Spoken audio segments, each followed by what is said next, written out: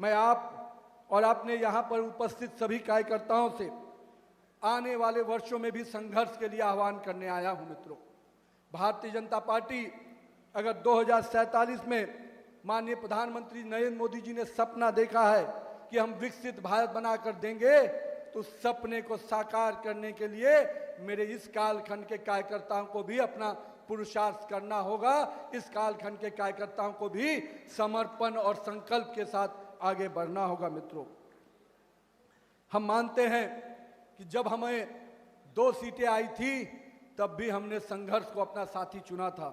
हमने संगठन को अपना मार्ग और संगठन को अपनी ताकत समझ के आगे बढ़े थे और हमें मालूम था कि अगर हम जनता का विश्वास जीतेंगे तो निश्चित रूप से एक दिन भारत की सबसे बड़ी पार्टी और विश्व की सबसे बड़ी पार्टी बनकर उभरेंगे।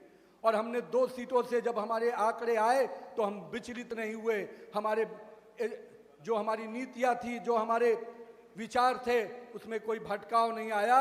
हमने उस दिन भी वही संकल्प किया था, जहां हुए बलिदान मुखर्जी वो कश्मीर हमारा है। उस सपने को साकार किया तो हमारे नेता माननीय प्रधानमंत्री नरेंद्र मोदी जी ने साकार किया। मित्रों, यानी हम वैसे संगठन के लोग हैं जो कहीं ना कहीं तप, त्याग, परिश्रम से परिणाम को लाने का संकल्प लेकर आगे बढ़ते हैं। मित्रों, आज जब पूरे देश में एक वातावरण बना है, लोग पूछते हैं क्या बदला, तो मैं उनको बताना चाहता हूं कि 2014 के पहले का भारत एक निराशा में, एक करप्शन में, और कहीं ना कहीं कह सकते हैं कि एक युवा पीढ़ी को ये लगता था कि मेरा भविष्य कहां जाएगा, मेरे भारत का भविष्य कहां जाएगा।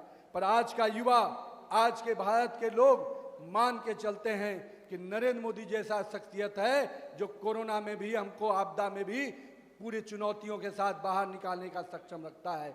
विदेशी ताकतें भी अगर हमारे सामने खड़ी होती हैं तो उनको ईंट का जवाब पत्थर देने में क्षमता रखता है।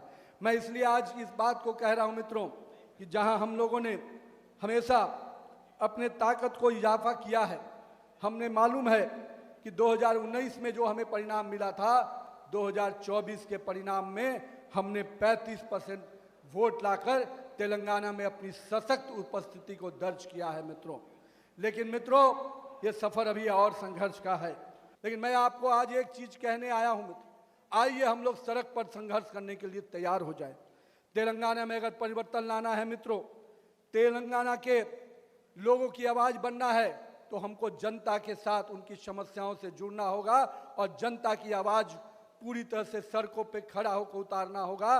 और मुझे पूरा भरोसा है कि मेरे भाजपा के कार्यकर्ता, मेरे पार्टी के कार्यकर्ता पूरी ताकत से जनता के विषयों को अगर सड़क पर लेके उतर गए तो 2028 आपका होगा, भाजपा का होगा। मित्रों,